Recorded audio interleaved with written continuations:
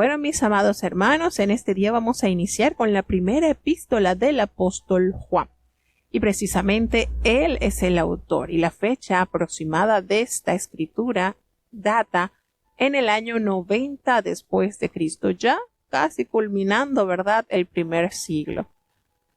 El tema que aborda esta epístola es que Jesús, sin duda alguna, es el Hijo de Dios. Y aquellos que le siguen, aquellos que han escuchado su voz, deben vivir enteramente en justicia, en amor, sabiendo que Él es la vida, que Él es la luz. Y hay ese compañerismo entre Dios y sus hijos. Aunque esta epístola es anónima, su estilo y vocabulario claramente indican que fue escrita por el autor del Evangelio de Juan. Y la evidencia interna también apunta hacia Juan como el autor, y el testimonio antiguo se le atribuye unánimemente. La falta de una dedicatoria o saludo especial sugiere que la carta era una circular enviada probablemente a las iglesias de las cercanías de Éfeso, donde Juan pasó sus últimos años. El peso de una tradición cristiana fuerte y temprana en la cual Juan pasó sus últimos años en Éfeso, junto al hecho de que el tono de sus escritos sugiere que salieron de la pluma de un creyente maduro que había experimentado una profunda experiencia espiritual. Apunta a una fecha cerca al fin del primer siglo. Además, el carácter de la herejía que se combate en la carta apunta a la misma época, alrededor del año 90 después de Cristo. Juan enfatiza que escribió para dar seguridad sobre la vida eterna a aquellos que creéis en el nombre del Hijo de Dios. La incertidumbre de sus lectores acerca de su condición espiritual tenía su origen en un conflicto no solucionado con los maestros de una falsa doctrina. El apóstol Juan se refiere a esas enseñanzas como un engaño y a sus maestros los llama falsos profetas, mentirosos y anticristos. Algunos habían pertenecido a la iglesia, pero se habían retirado y habían salido por el mundo a propagar su peligrosa herejía. La herejía aludida era una doctrina precursora de lo que quería hacer el gnosticismo del siglo II, que enseñaba que la materia era esencialmente mala y el espíritu era esencialmente bueno. El punto de vista dualista hacia que los falsos maestros negaran la encarnación de Cristo y, por lo tanto, la resurrección, el verdadero Dios, enseñaban ellos, y no podían vivir dentro de un cuerpo material de carne y hueso. Por lo tanto, el cuerpo humano que Jesús poseía, según ellos, según esta doctrina o esta falsa doctrina, el cuerpo que Jesús poseía, pues no era real, según esta teoría. Es decir, ellos negaban la encarnación de Cristo y por lo tanto también negaban la resurrección. Y el verdadero Dios, enseñaban ellos, no podía vivir dentro de un cuerpo material de carne y hueso, según los gnósticos. Es decir, estaban echando abajo la obra de Cristo, de haber venido en carne, de haber sufrido en carne el sacrificio en la cruz y de haber resucitado en carne. Todo esto lo echaba a un lado esta herejía. Por lo tanto, según ellos, el cuerpo humano que Jesús poseía pues no era real, sino solo aparente. Y Juan escribió vigorosamente contra este error, pues ¿cómo podemos echar a un lado las teorías de mentira a través de la verdad? La palabra de Dios es verdad. Y eso fue precisamente la herramienta usada por los apóstoles para combatir las herejías que surgían. También enseñaban que debido a que el cuerpo humano era solo una envoltura del espíritu y debido a que nada de lo que el cuerpo podía hacer afectaba al espíritu, las distinciones éticas dejaban de ser relevantes. Por lo tanto, no pecaban. Y Juan refutó estos errores con indignación. El gnosticismo, recordemos que es una palabra derivada del griego gnosis, que significa conocimiento. Ahora, los gnósticos más tarde enseñaron que la salvación se alcanzaba por medio de la iluminación mental, la cual descendía solo sobre un grupo selecto de iniciados en las cosas espirituales y no sobre los cristianos ordinarios. Por lo tanto, sustituían la fe del propósito intelectual y colocaban la especulación por encima de los principios básicos del Evangelio. Ante estas enseñanzas, el apóstol Juan reaccionó vigorosamente y declaró que no existe revelación alguna reservada a unos pocos intelectuales y que todo el cuerpo de los creyentes es poseedor de las enseñanzas apostólicas.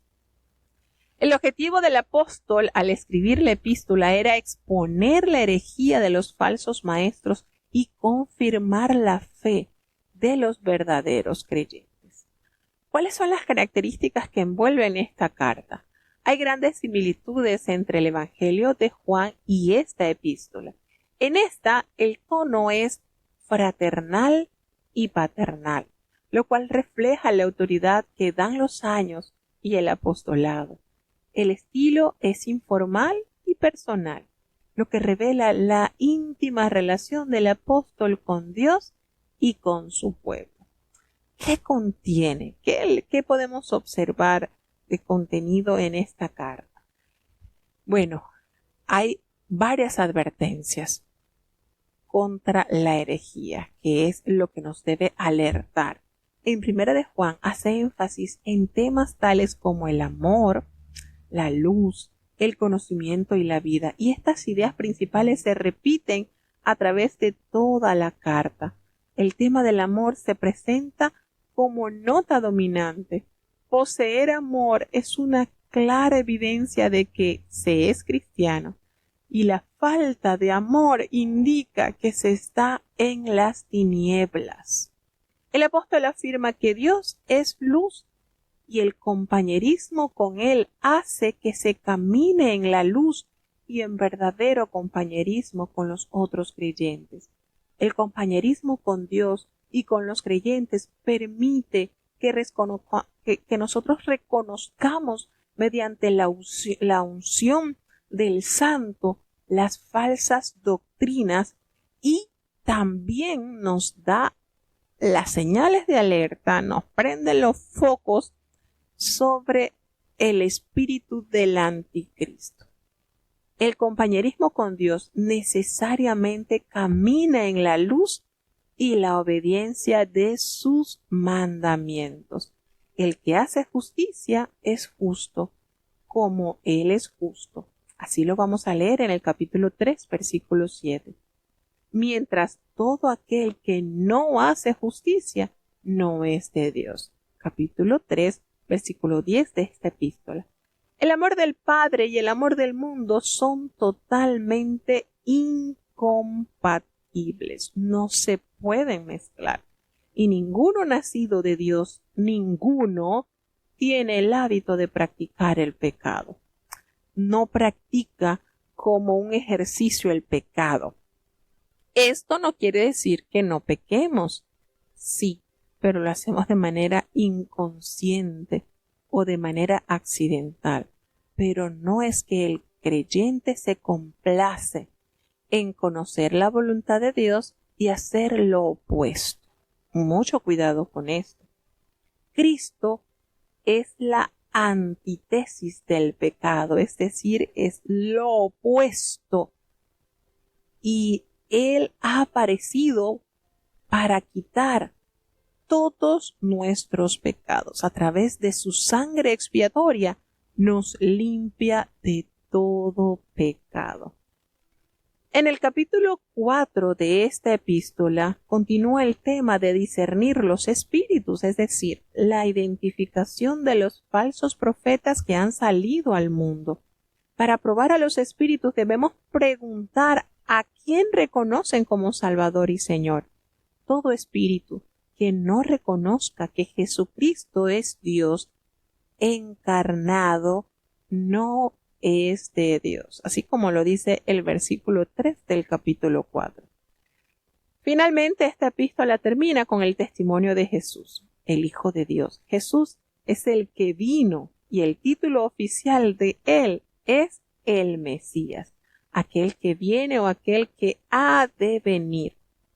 Juan lo identifica como aquel que vino por medio del agua y la sangre, el Dios que vino a morar en nosotros. En fin, el Verbo hecho carne. Notamos entonces que en Primera de Juan es prominente la nota positiva sobre la seguridad cristiana. 22 veces se menciona el verbo conocer. La verdad cristiana va más allá de toda especulación, porque está irrevocablemente anclada en el acontecimiento histórico de Jesucristo y en el testimonio apostólico sobre ese acontecimiento.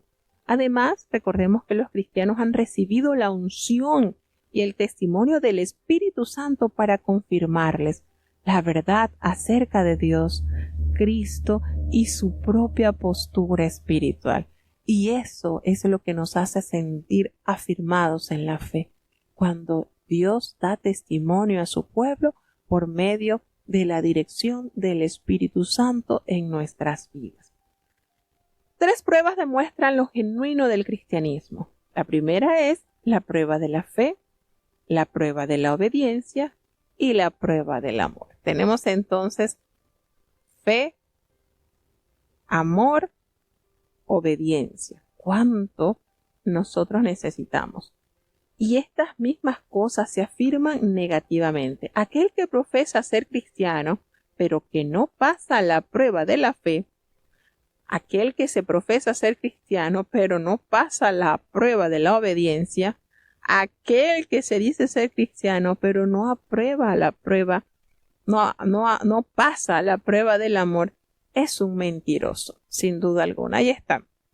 Debe pasar la prueba de la fe, la prueba de la obediencia y la prueba del amor. El que no pasa estas pruebas es un mentiroso. Y el apóstol Juan resume las 3 pruebas en el capítulo 5, del versículo 1 al 5, donde indica que una profesión de fe cristiana es falsa a menos que se caracterice por una creencia verdadera, la obediencia a Dios y el amor fraternal. Y la misma prueba es válida en nuestros días. Esto no era solamente válido para el primer siglo, sigue vigente en nuestros días. Y entonces vamos, sin más demora, vamos a escuchar el primer capítulo del apóstol Juan. Y nótese la particularidad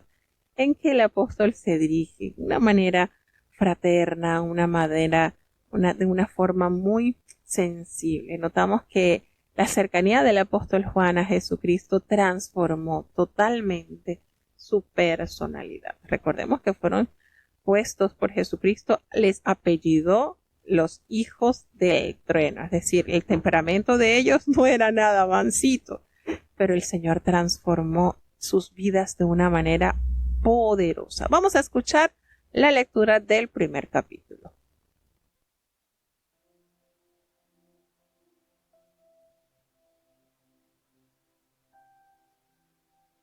Primera de Juan, capítulo 1. Lo que era desde el principio, lo que hemos oído, lo que hemos visto con nuestros ojos, lo que hemos mirado y palparon nuestras manos, tocante al verbo de vida. Porque la vida fue manifestada, y vimos y testificamos, y os anunciamos aquella vida eterna, la cual estaba con el Padre y nos ha aparecido. Lo que hemos visto y oído, Eso os anunciamos, para que también vosotros tengáis comunión con nosotros, y nuestra comunión verdaderamente es con el Padre y con su Hijo Jesucristo. Y estas cosas os escribimos para que vuestro gozo sea cumplido. Y este es el mensaje que oímos de Él y os anunciamos, que Dios es luz y en Él no hay ningunas tinieblas. Si nosotros dijéremos que tenemos comunión con Él y andamos en tinieblas, mentimos y no hacemos la verdad. Mas si andamos en luz, como Él está en luz, tenemos comunión entre nosotros, y la sangre de Jesucristo su Hijo nos limpia de todo pecado. Si dijéremos que no tenemos pecado, nos engañamos a nosotros mismos, y no hay verdad en nosotros. Si confesamos nuestros pecados, Él es fiel y justo para que nos perdone nuestros pecados y nos limpie de toda maldad. Si dijéremos que no hemos pecado, lo hacemos a Él mentiroso, y su palabra no está en nosotros.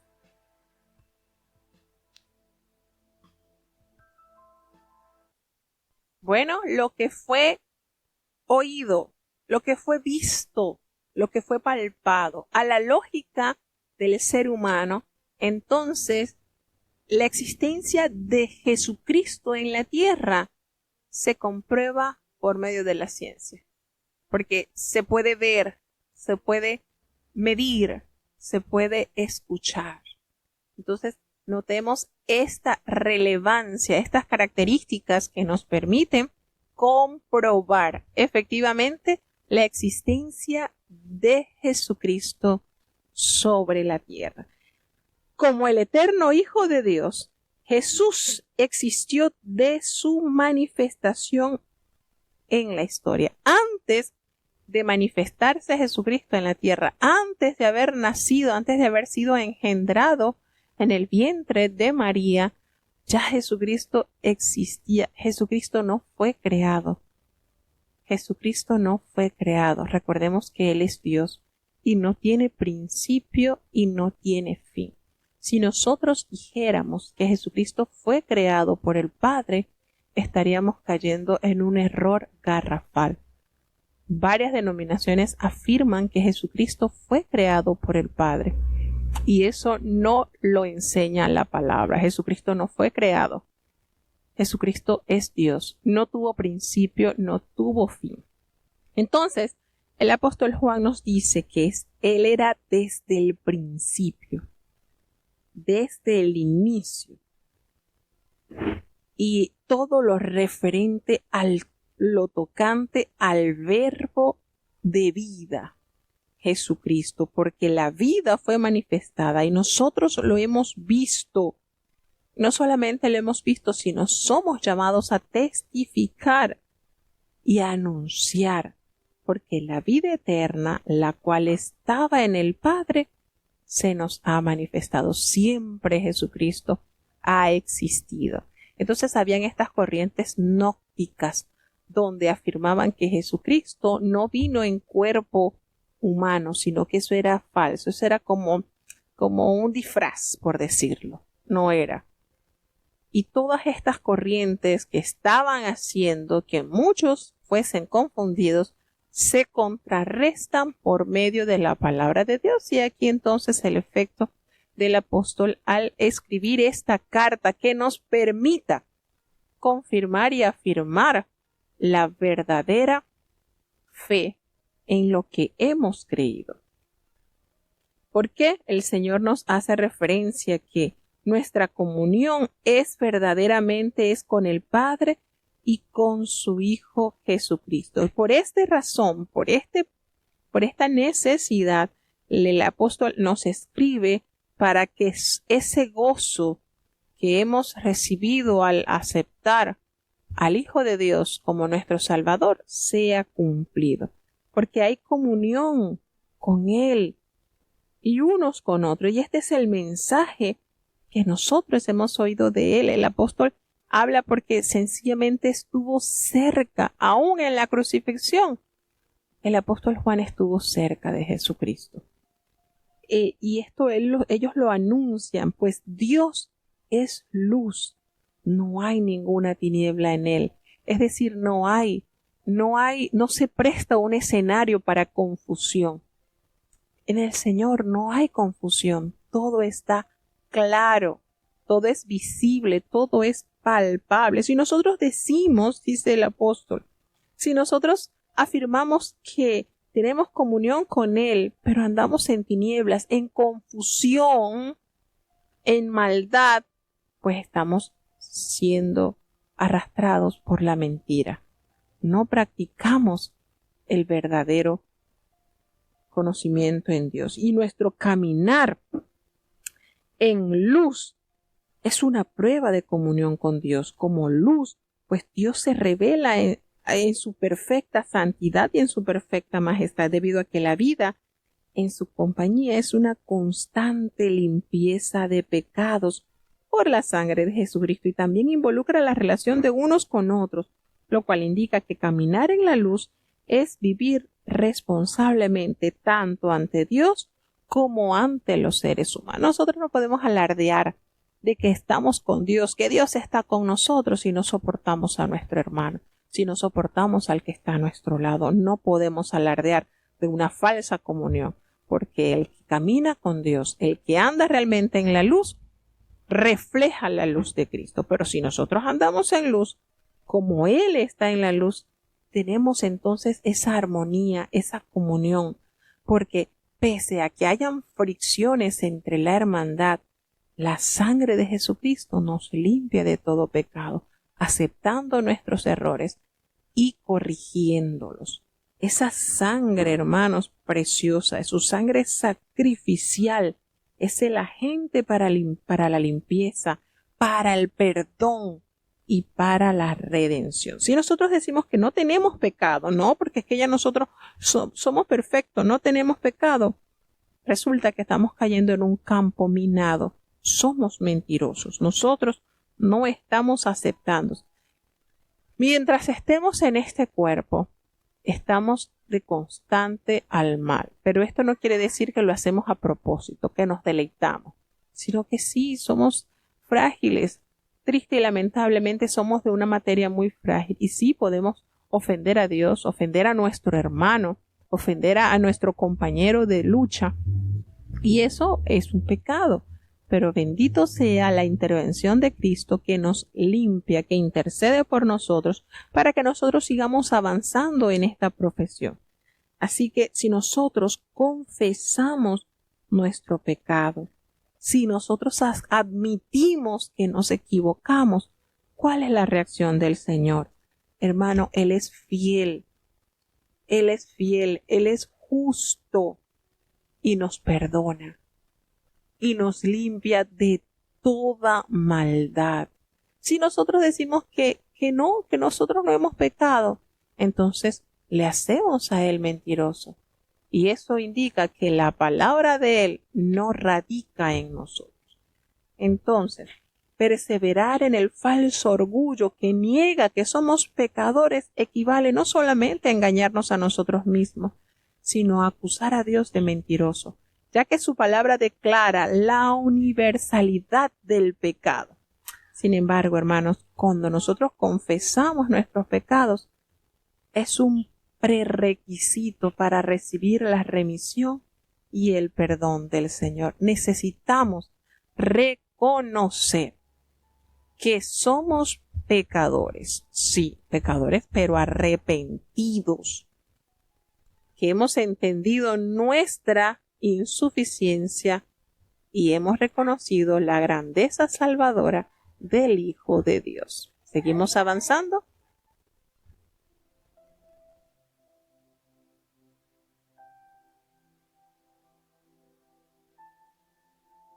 Primera de Juan, capítulo 2. Hijitos míos, estas cosas os escribo para que no pequéis. Y si alguno hubiere pecado, abogado tenemos para con el Padre, a Jesucristo el justo. Y Él es la propiciación por nuestros pecados, y no solamente por los nuestros, sino también por los de todo el mundo. Y en esto sabemos que nosotros le hemos conocido, si guardamos sus mandamientos. El que dice, yo le he conocido, y no guarda sus mandamientos, el tal es mentiroso y no hay verdad en él. Mas el que guarda su palabra, la caridad de Dios está verdaderamente perfecta en él. Por esto sabemos que estamos en él. El que dice que está en él, debe andar como él anduvo. Hermanos, no os escribo mandamiento nuevo, sino el mandamiento antiguo que habéis tenido desde el principio. El mandamiento antiguo es la palabra que habéis oído desde el principio. Otra vez os escribo un mandamiento nuevo, que es verdaderamente en él y en vosotros, porque las tinieblas son pasadas y la verdadera luz ya alumbra. El que dice que está en luz y aborrece a su hermano, el tal aún está en tinieblas todavía. El que ama a su hermano está en luz y no hay tropiezo en él. Mas el que aborrece a su hermano está en tinieblas y anda en tinieblas y no sabe a dónde va, porque las tinieblas le han cegado los ojos. Os escribo a vosotros, hijitos, porque vuestros pecados os son perdonados por su nombre. Os escribo a vosotros, padres, porque habéis conocido a aquel que es desde el principio. Os escribo a vosotros, mancebos, porque habéis vencido al maligno. Os escribo a vosotros, hijitos, porque habéis conocido al Padre. Os he escrito a vosotros, padres, porque habéis conocido al que es desde el principio. Os he escrito a vosotros, mancebos, porque sois fuertes, y la palabra de Dios mora en vosotros, y habéis vencido al maligno. No améis al mundo ni las cosas que están en el mundo. Si alguno ama al mundo, el amor del Padre no está en él. Porque todo lo que hay en el mundo, la concupiscencia de la carne, y la concupiscencia de los ojos, y la soberbia de la vida, no es del Padre, mas es del mundo. Y el mundo se pasa y su concupiscencia, mas el que hace la voluntad de Dios permanece para siempre. Hijitos, ya es el último tiempo, y como vosotros habéis oído que el anticristo ha de venir, así también al presente han comenzado a ser muchos anticristos, por lo cual sabemos que es el último tiempo. Salieron de nosotros, mas no eran de nosotros, porque si fueran de nosotros hubieran cierto permanecido con nosotros, pero salieron para que se manifestase que todos no son de nosotros. Mas vosotros tenéis la unción del Santo y conocéis todas las cosas. No os he escrito como si ignoraseis la verdad, sino como a los que la conocéis, y que ninguna mentira es de la verdad. ¿Quién es mentiroso sino el que niega que Jesús es el Cristo? Este tal es anticristo, que niega al Padre y al Hijo. Cualquiera que niega al Hijo, este tal tampoco tiene al Padre. Cualquiera que confiese al Hijo, tiene también al Padre. Pues lo que habéis oído desde el principio, sea permaneciente en vosotros. Si lo que habéis oído desde el principio fuere permaneciente en vosotros, también vosotros permaneceréis en el Hijo y en el Padre. Y esta es la promesa, la cual Él nos prometió, la vida eterna. Os he escrito esto sobre los que os engañan, pero la unción que vosotros habéis recibido de Él mora en vosotros, y no tenéis necesidad que ninguno os enseñe, mas como la unción misma os enseña de todas cosas, y es verdadera, y no es mentira, así como os ha enseñado, perseveraréis en él. Y ahora, hijitos, perseverad en él, para que cuando apareciere, tengamos confianza y no seamos confundidos de él en su venida. Si sabéis que él es justo, sabed también que cualquiera que hace justicia es nacido de él.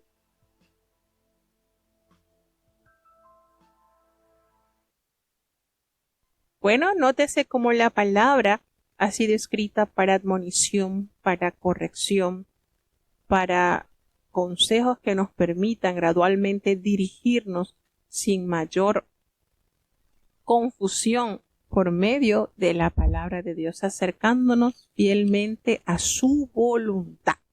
Y nos dice el apóstol, y de esta manera tan tierna, tan particular, tan única del apóstol Juan al expresarse, hijitos míos. Ustedes escuchan esta forma tan tierna de expresarse el apóstol, y sin duda alguna es evidencia de la cercanía que tuvo con nuestro divino maestro.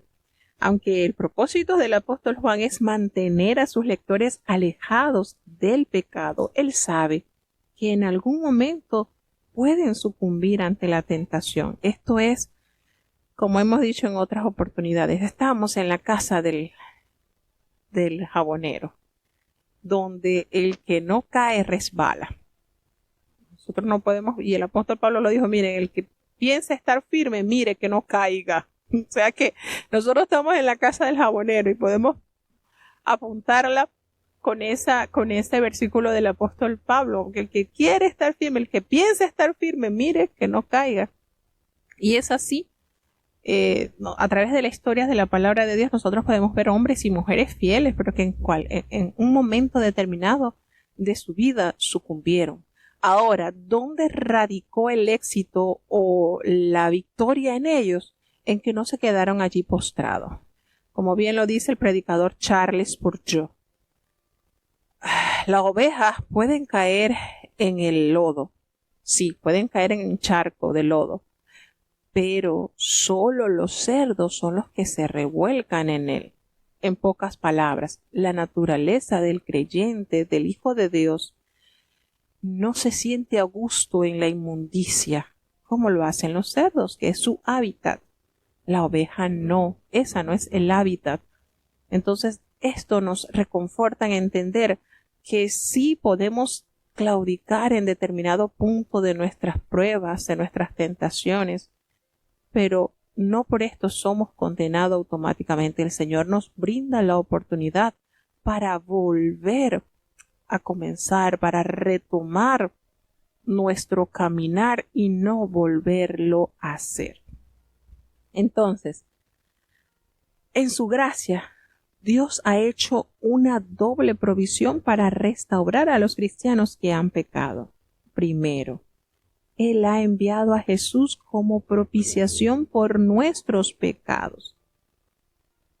Y la obediencia a los mandamientos prueba nuestro conocimiento de Dios, el amor genuino a Dios y una verdadera relación con Él. Deben evidenciarse, hermanos, deben mirarse en la lealtad de lo que nosotros profesamos. Entonces, otra prueba del compañerismo divino es el amor entre los creyentes.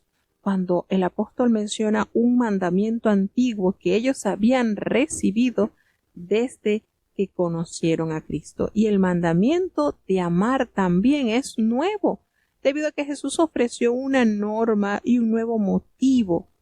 El apóstol Juan confirma el hecho de que la luz verdadera que el Evangelio nos revela disipa las tinieblas de la ignorancia moral y el cautiverio en el cual nos tenía atado el enemigo.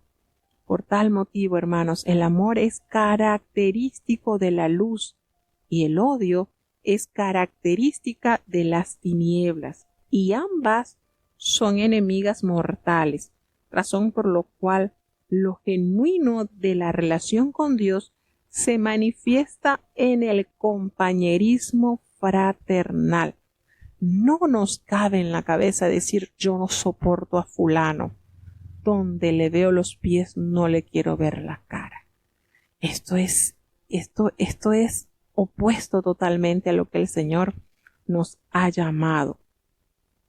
Entonces, cuando nosotros notamos que el amor debe estar impregnado en nuestras vidas, es el sello del discipulado. El apóstol Juan se dirige a los diferentes grupos en la iglesia, y no según su edad cronológica, sino de acuerdo con su nivel de desarrollo espiritual, y su propósito es alentarlos para un mayor progreso y advertirles de las tentaciones que han de venir. Recordemos que cuando él expresa esta carta, cuando se escribe esta carta, se busca por medio de la palabra refutar las herejías que se estaban desarrollando. y a la vez recordar las armas y la esencia que en el creyente deben permanecer como la evidencia irrefutable de nuestra comunión con Dios, en que nosotros conocemos, cuál es la prueba que nos asegura que nosotros le conocemos a Dios.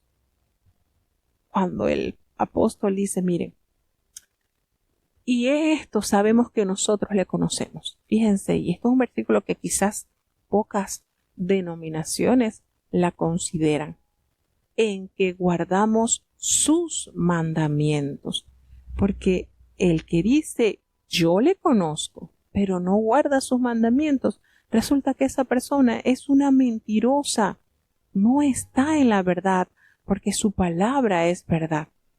Pero el que guarda su palabra, el que se deleita en vivir conforme a su plan, realmente sí es verdadero, pues está impregnado el amor de Dios y se lo manifiesta a través de su ofrenda en su voluntad y se ha ido perfeccionando. Por eso sabemos que estamos en Él, porque vivimos como Él nos ha enseñado. Entonces, cuando habla que se está perfeccionado es llevar hasta el fin, arribar a una conclusión exitosa, alcanzar esa meta. Y en un sentido ético y espiritual, la palabra significa alcanzar esa madurez. Llegar a ese punto en que la grandeza de Dios se refleja en nosotros al ir avanzando, al amar, al perdonar, al obviar tantas faltas y a ser siempre amorosos como Él lo fue. Pero el que dice que permanece en Él debe andar así como Jesús anduvo. ¿Cómo anduvo el Señor? Haciendo lo bueno, Señor, predicando, sanando, llevando la buena de salvación, perdonando, restituyendo aún a aquellos que le ofendían y que le herían. Hermanos, y le dice, hermanos, yo no les voy a escribir un mandamiento nuevo, sino ese mandamiento antiguo que ustedes han conocido desde el principio. Y este mandamiento es esa palabra que ustedes han oído desde el principio. Sin embargo, yo les voy a escribir un nuevo mandamiento. Es verdadero en Él y en nosotros, porque ya en sus vidas las tinieblas han pasado y ahora están en la luz verdadera que nos alumbra.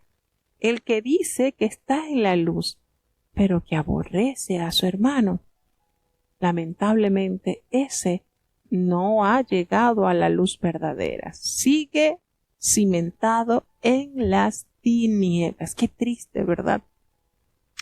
Qué triste esa condición. Y esto, hermanos, como lo hemos dicho en muchas oportunidades, esto está tan vigente en nuestros días. No podemos decir que amamos a Dios y cuando vemos a un hermano hasta que se nos revuelven las vísceras y empezamos a recordar cosas feas quizás que nos han dicho, que nos han hecho, y eso, allí no hay armonía con Dios. El que dice que está en la luz y aborrece a su hermano, triste y lamentablemente está en tinieblas. Pero el que ama a su hermano, miren, aquí esto está muy jugoso. Es fácil amar al que nos hace el bien. Así cualquiera, ¿verdad?, llega al cielo. Pero ¿saben dónde está la grandeza? En el Sermón del Monte, cuando Jesucristo nos dijo, el que te diera en la mejilla diestra, ponle también la izquierda. El que te maldice, bendícelo. Ora por los que te hacen daño. ¿Para qué? Para que seas hijo del Padre que está en los cielos. Porque si tú haces lo bueno a los que solamente te hacen el bien, ¿qué haces de más? Así lo hacen los gentiles también. Pero cuando nosotros notamos y hacemos la diferencia, entonces somos hijos de luz. Pero el que aborrece a su hermano sigue estando en tiniebla y refuerza esta verdad. No sabe a dónde va, tropieza, sigue a oscura, porque lamentablemente las tinieblas le han cegado su vista. El enemigo lo tiene tropezando de error en error. Y les dice el apóstol, miren, yo les escribo a ustedes, hijitos, qué linda manera de expresarse. Yo me imagino al apóstol Juan, ese ancianito colmado de experiencias de Dios. Cuántas cosas lindas, ¿verdad? Y de qué manera trataba a la hermandad. Yo les escribo a ustedes, hijitos, porque vuestros pecados han sido perdonados en el nombre de Jesús. Esto ha sido perdonado. Pero yo les escribo a ustedes, Padre, porque ustedes conocen que desde el principio les he escrito a los jóvenes, porque ustedes han vencido al maligno. Y también les escribo a ustedes, hijitos, porque ustedes han conocido al Padre. Aquí realzando de acuerdo, pues, a su nivel espiritual los triunfos que el Señor les ha concedido. Y les escribo a ustedes, Padre, porque ustedes han conocido desde el principio. También le escribe a los jóvenes porque son fuertes. Qué linda característica para la juventud, ¿verdad? Y la palabra de Dios es la que nos hace fuerte cuando permanece en nosotros, y eso nos concede y nos permite vencer al maligno. Y viene este hermoso consejo que debemos de abrazarlo. No améis al mundo ni las cosas que están en el mundo. Si alguien ama al mundo, esto confirma que el amor del Padre no está en él. El mundo no se refiere a la creación física, sino a la esfera del mal que funciona bajo el dominio de Satanás en nuestro mundo. Este versículo, ¿cómo no tomarlo para nuestro diario vivir? No ames el mundo, ni lo que el mundo ofrece. ¿Por qué? Él nos da la respuesta, porque todo lo que hay en el mundo, los deseos de la carne, los deseos de los ojos y la vanagloria de la vida, esto no desciende del Padre, sino del mundo. ¿Y saben qué? Nos revela esta verdad. El mundo pasa y los deseos también pasan. Ay, pero el que hace la voluntad de Dios tiene permanencia para siempre. Hijitos, ya es el último tiempo y según ustedes ya han oído que ya el anticristo viene. Si ahora han surgido muchos anticristos, por eso conocemos que el último tiempo está cerca. Entonces, nótese esto que nos detalla el apóstol Juan en el versículo 16, cuando enumera los deseos de la carne, los deseos de los ojos y la vanagloria de la vida. Y esto nosotros lo conectamos directamente con la tentación, la cual experimentó Eva cuando se le ofreció el fruto, el deseo de la carne, al ver lo que era gustoso, y esa vanagloria de haber pensado que sería igual a Dios. Esto es lo que nos ofrece el enemigo. A Jesucristo también se le presentó esto mismo en la tentación en el desierto. El deseo de comer, el deseo de los ojos al ver tanta riqueza y también la vanagloria de la vida, a caer, a adorar al enemigo. Y el Dios Todopoderoso Jesucristo venció esta tentación en la cual Eva sucumbió e hizo sucumbir a su marido.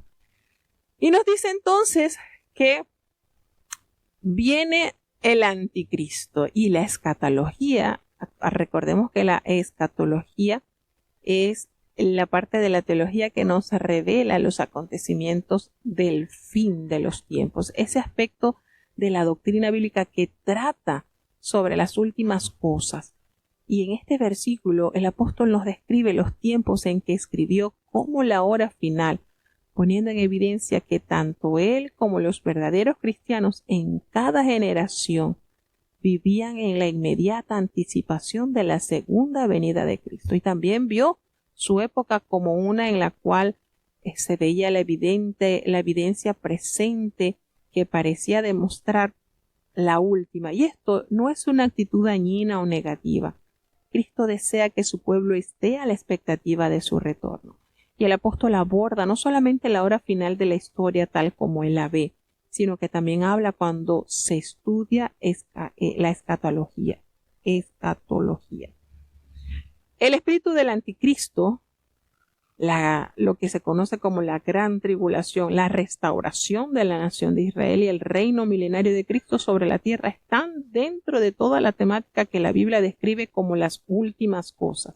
Y la Biblia dice que estas cosas ocurrirán, pero no aclara cuándo sucederán, y en muchos de los casos no nos ofrece de forma concluyente la secuencia o la manera exacta en que estos hechos se cumplirán. Ahora, la Biblia no adopta ningún punto de vista concluyente acerca de estos temas o asuntos que podamos decir, bueno, en orden así. El estudiarlo hay que extraer de los versículos de diferentes libros, de diferentes textos de la profecía del Antiguo como del Nuevo, y esto es amplio para estudiar sobre los últimos acontecimientos del fin. Aquí el apóstol Juan nos da como un pincelazo sobre una de las evidencias claras que se acerca la llegada de Jesús, el anticristo.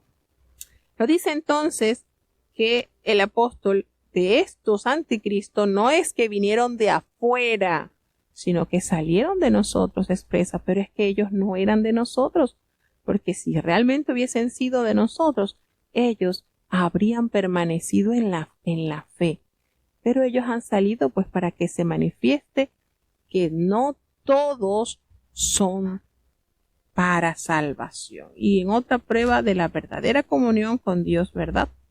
Nos damos cuenta que el apóstol Juan distingue entre herejes y creyentes genuinos y describe la naturaleza y la consecuencia de la herejía, y recuerda a sus lectores los recursos que disponen para enfrentarle. ¿Cuáles son esos recursos? Él expresa: vosotros tenéis la unción del Santo y conocéis todas las cosas. Y eso es lo que nos afirma en él. Hermanos, hay instituciones tan organizadas, tan llenas de cosas atractivas, pero ¿de qué nos sirve si no tenemos el Espíritu Santo? Aquí el apóstol Juan nos dice: ustedes tienen la unción del Santo. Y yo no los estoy escribiendo como si ustedes ignorasen la verdad, si ustedes la conocen, porque saben que ninguna mentira procede de la verdad. ¿Quién es el mentiroso sino el que niega que Jesús es el Cristo? Este es anticristo, el que niega al Padre y niega al Hijo. Entonces, batallando contra estas fuertes herejías que se levantaban en el primer siglo y que continuaran en el segundo siglo, les expresa: todo aquel que niega que Jesucristo es el Hijo es un anticristo. Está refutando la obra redentora del Salvador. Todo aquel que niega al Hijo tampoco tiene al Padre, pero el que lo confiesa tiene al Padre.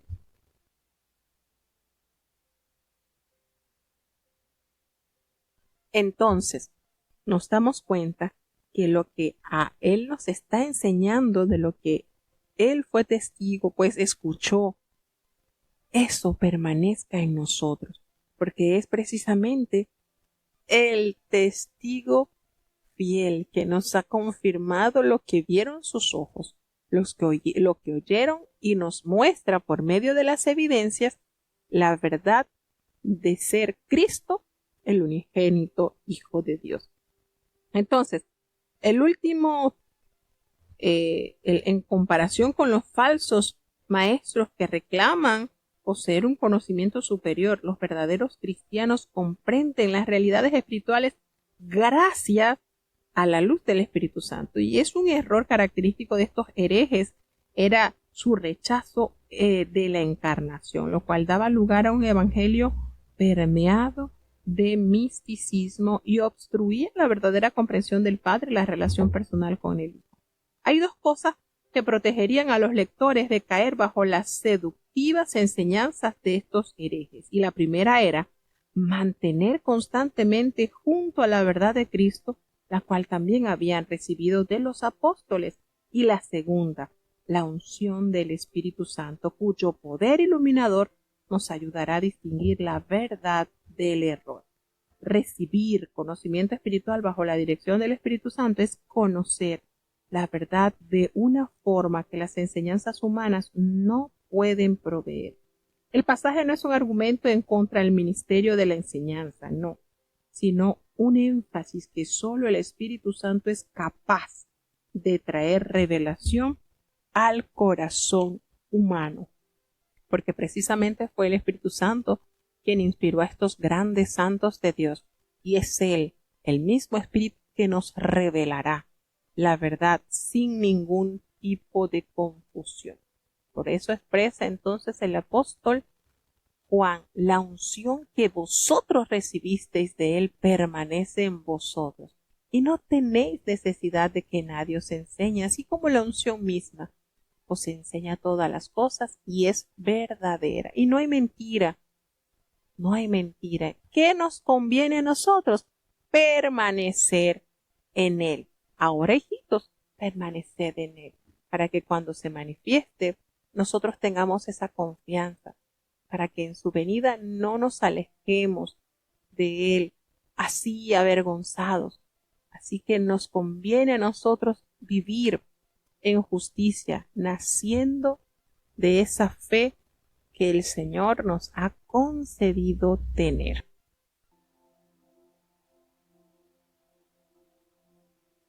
Primera de Juan, capítulo 3. Mirad cuál amor nos ha dado el Padre, que seamos llamados hijos de Dios. Por esto el mundo no nos conoce, porque no le conoce a Él. Muy amados, ahora somos hijos de Dios, y aún no se ha manifestado lo que hemos de ser, pero sabemos que cuando Él apareciere, seremos semejantes a Él, porque le veremos como Él es. Y cualquiera que tiene esta esperanza en Él, se purifica como Él también es limpio.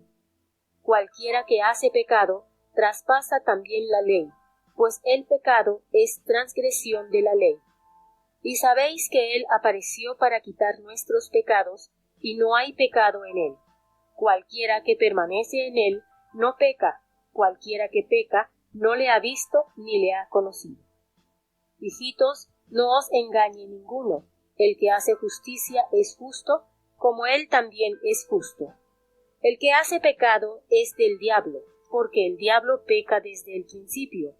Para esto apareció el Hijo de Dios, para deshacer las obras del diablo. Cualquiera que es nacido de Dios no hace pecado, porque su simiente está en Él, y no puede pecar, porque es nacido de Dios. En esto son manifiestos los hijos de Dios y los hijos del diablo. Cualquiera que no hace justicia y que no ama a su hermano, no es de Dios. Porque este es el mensaje que habéis oído desde el principio, que nos amemos unos a otros, no como Caín, que era del maligno y mató a su hermano. ¿Y por qué causa le mató? Porque sus obras eran malas y las de su hermano justas. Hermanos míos, no os maravilléis si el mundo os aborrece. Nosotros sabemos que hemos pasado de muerte a vida, en que amamos a los hermanos. El que no ama a su hermano está en muerte. Cualquiera que aborrece a su hermano es homicida, y sabéis que ningún homicida tiene vida eterna permaneciente en sí. En esto hemos conocido el amor, porque Él puso su vida por nosotros. También nosotros debemos poner nuestras vidas por los hermanos. Mas el que tuviere bienes de este mundo, y viere a su hermano tener necesidad, y le cerrare sus entrañas, ¿cómo está el amor de Dios en él? Hijitos míos, no amemos de palabra ni de lengua, sino de obra y en verdad.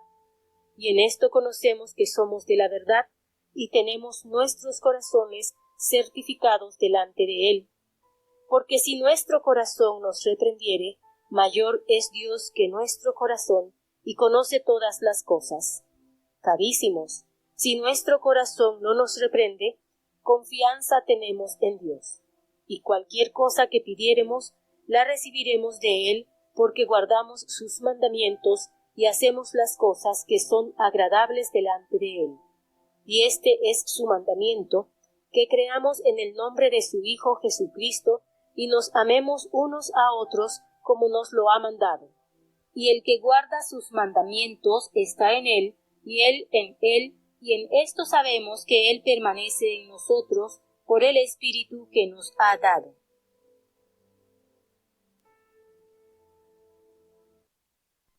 Bueno, ¿cómo comienza este capítulo cuando dice, mirad cuál amor nos ha dado el Padre, que nosotros seamos llamados hijos de Dios? Y por supuesto esto tiene conexión directamente con el primer capítulo del Evangelio de Juan, cuando dice, porque todo aquel que le recibió, a los suyos vino, pero los suyos no le recibieron, mas a todos los que le recibieron les dio potestad de ser hechos hijos de Dios, a los que creen en su nombre. Por supuesto, tenemos conexión con esto que nos aclara en cuán grande amor. El apóstol Juan se maravilla de cómo el amor de Dios puede regenerar a los creyentes. Y esa es una experiencia, hermanos, que el mundo no puede comprender. ¿Por qué? Porque no conoce a Dios.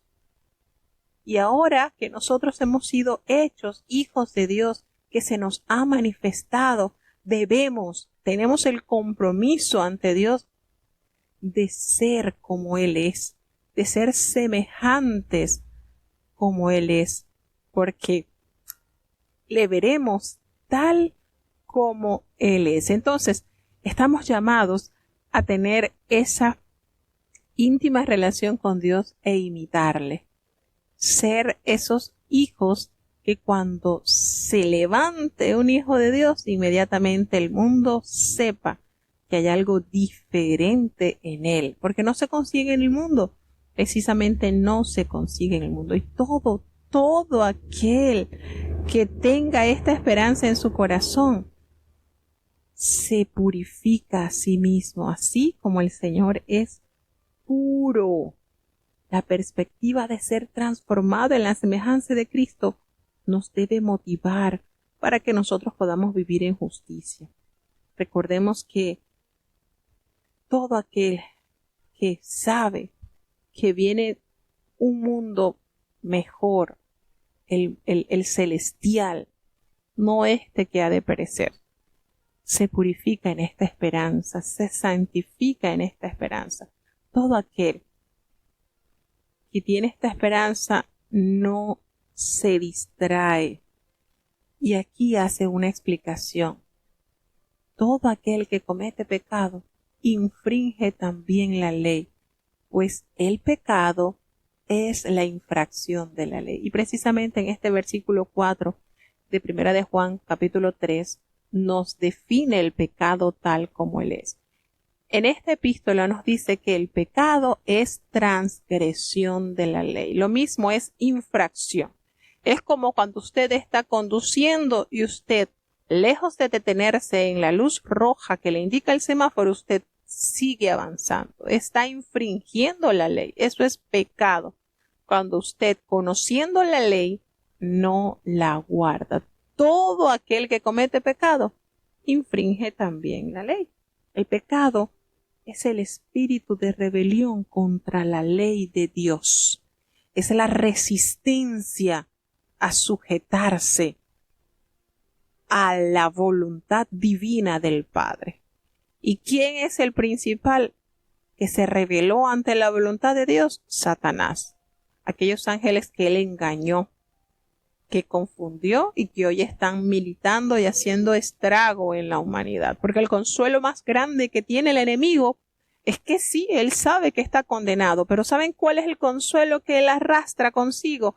Es que se va a llevar a muchos a esa condenación. Que nosotros no seamos de esos que nos confundamos, que pensando que haciendo lo que nosotros queremos, haciendo lo que a nosotros nos place, somos galardonador del cielo. No.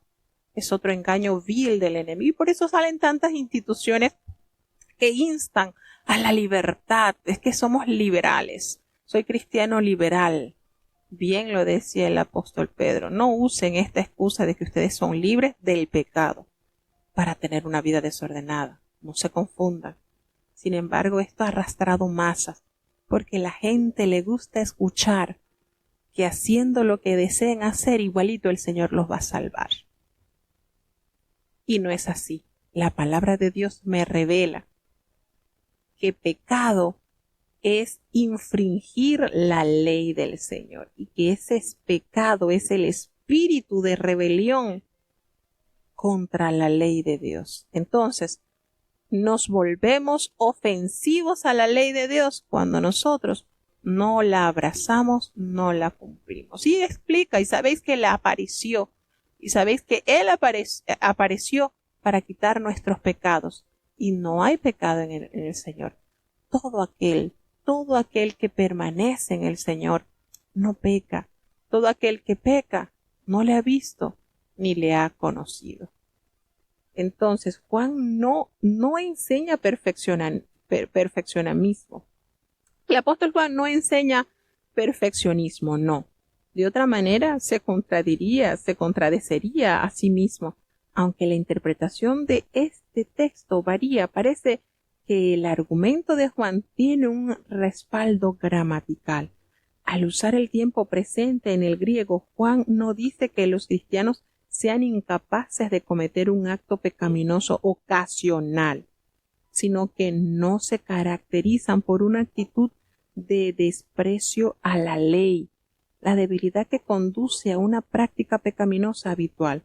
El pecado, hermano, es algo natural a los hijos del diablo, porque él peca desde el principio, pero ello no es natural a todo aquel que ha nacido de Dios, quien no puede pecar, sino que el Espíritu Santo lo reconvence. Y esto es cuando nosotros hacemos algo malo, hay algo que redarguye en nuestro corazón y sabemos, y por eso nosotros necesitamos diariamente pedirle a Dios que nos perdone, porque si nos equivocamos, pecamos. Ahora, ¿qué sucede? Que está esa convicción de que, Señor, nos equivocamos, pecamos, pero aquí estoy, perdóname. Eso es lo que nos hace a nosotros estar bajo esa misericordia y esa gracia, que siempre reconocemos que estamos constantes a equivocarnos, a fallarle a Dios, pero lo reconocemos. No disfrutamos el pecar, no disfrutamos el rebelarnos contra la ley de Dios. Yo sé que no debo de robar, pero me gusta, es que eso está tan bonito, tan atractivo que me gusta. Voy a hacerlo y después pido perdón. No, así no funciona. Señores, es no hacerlo con ese deleite. Nos equivocamos, claro que sí, claro que pecamos, pero no lo hacemos de manera que es práctica diaria en nuestras vidas. Entonces nos sigue enseñando el apóstol que en esto se manifiestan los hijos del diablo. Fíjense, habla de los hijos de Dios y habla de los hijos del diablo. ¿Quiénes son los hijos del diablo? Todo aquel que no hace justicia, que no ama a su hermano, no es de Dios. Porque este es el mensaje que nosotros hemos oído desde el principio, que nos amemos unos a otros así como el Señor nos ha amado. Y coloca como ejemplo, se va a la historia del principio. Caín era del maligno, mató a su hermano. ¿Y por qué lo mató? Porque sus obras eran malas y las de su hermano eran justas, y eso le llenó de celo, de envidia, de codicia, y lo mató.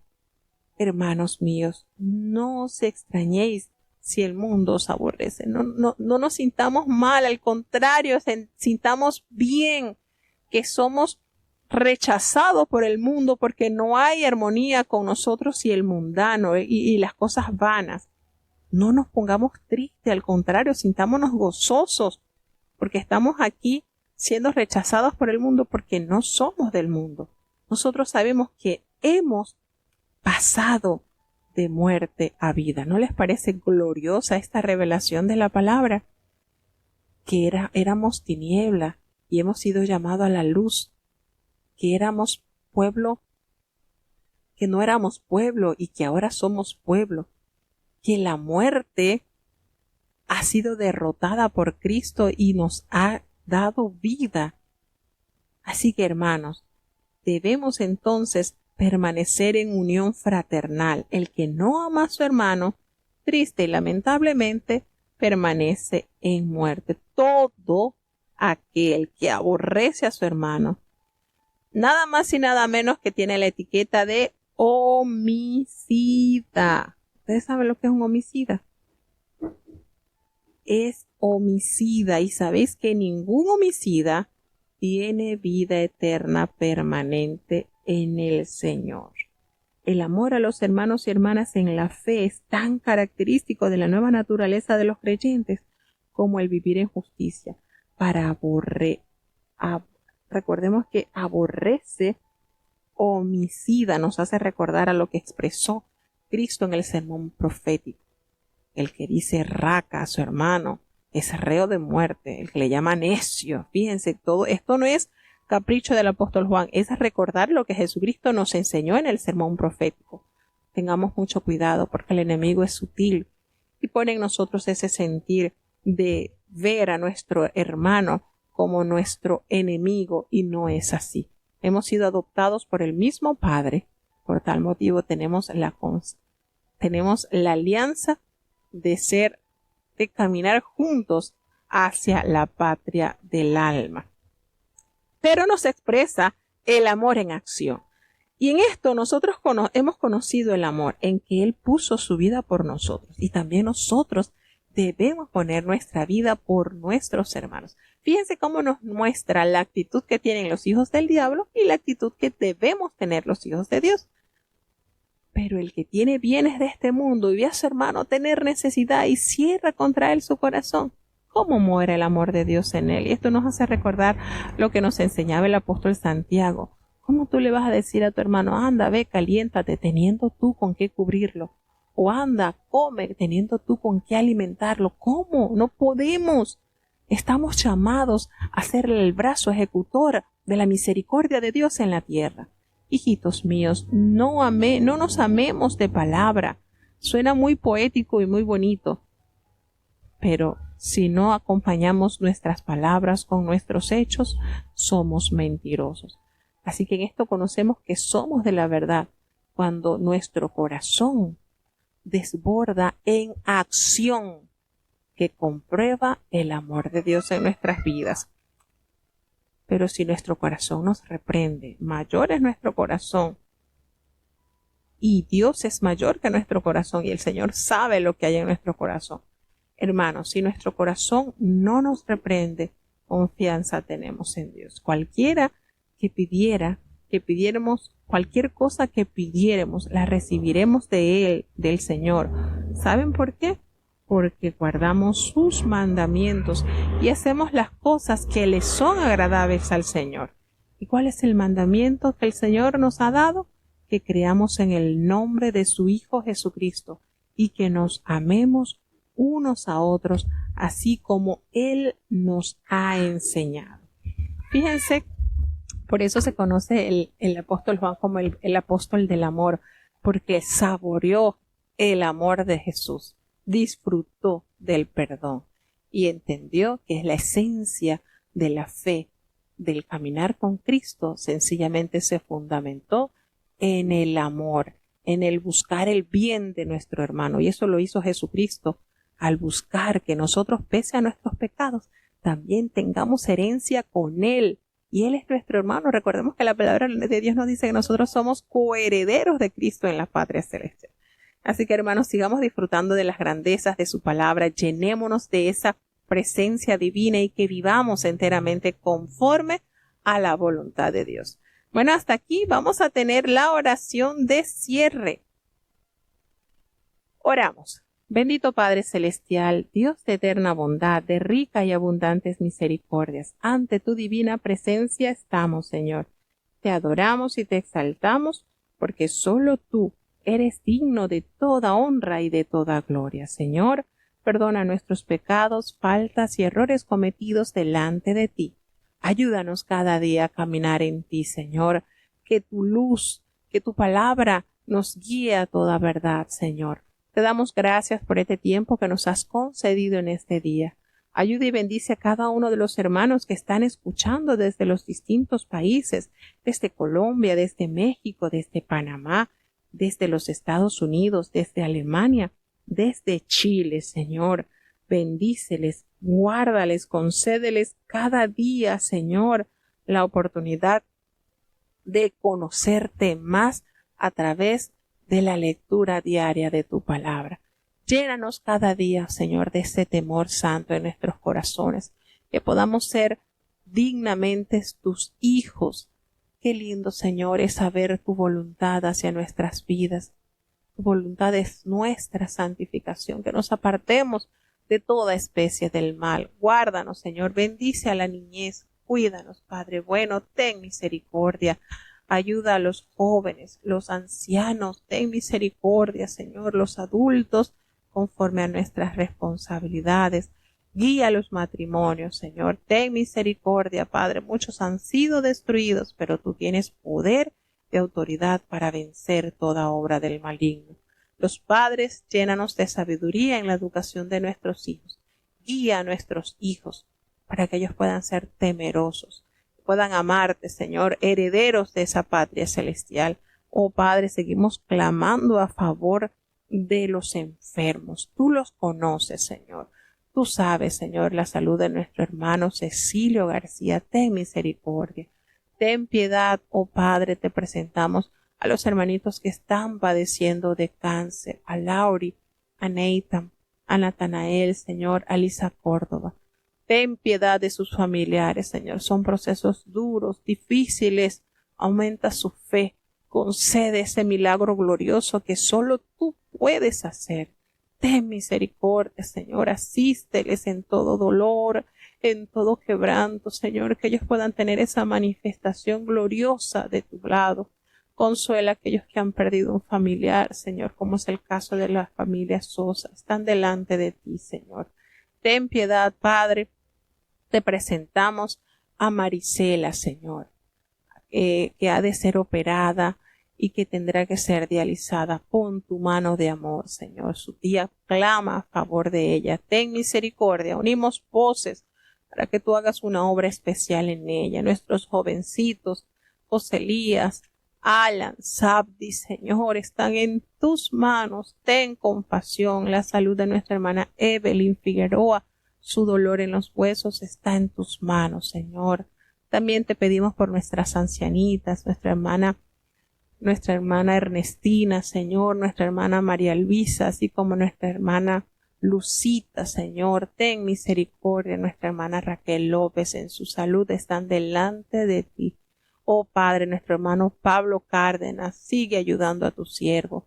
Padre Santo, ten misericordia, Señor, de los enfermos, muchos, Señor, que quizás no anuncian su malestar, quizás por pena, quizás por temor, pero hasta ellos, Señor, socórrelos, ten misericordia, Padre. Tu palabra nos enseña que tú eres el que sanas todas nuestras dolencias. No nos abandones, Señor. Gracias porque sabemos que tu poder sanador no tiene límite, Señor. Y si tú nos sanas, en vano trabaja la ciencia. Señor, la paz por Israel, la paz en el mundo, Señor, ayuda, ten misericordia. Te presentamos la conferencia que dentro de breves días ha de celebrarse. Ten misericordia de todos los hermanos los que han de asistir, todos los preparativos, que todo sea para exaltar la grandeza de tu nombre. No nos abandones, te necesitamos. En el dulce nombre de Jesús te lo he suplicado y en él te doy las gracias. Y ahora te pedimos, Señor, que el bendito amor de Dios, la gracia y la paz de nuestro Señor y Salvador Jesucristo, la compañía y la comunión de tu Espíritu Santo, quien es nuestro eterno Consolador, sea con cada uno de tus hijos, nos guarde desde ahora y para siempre. Amén.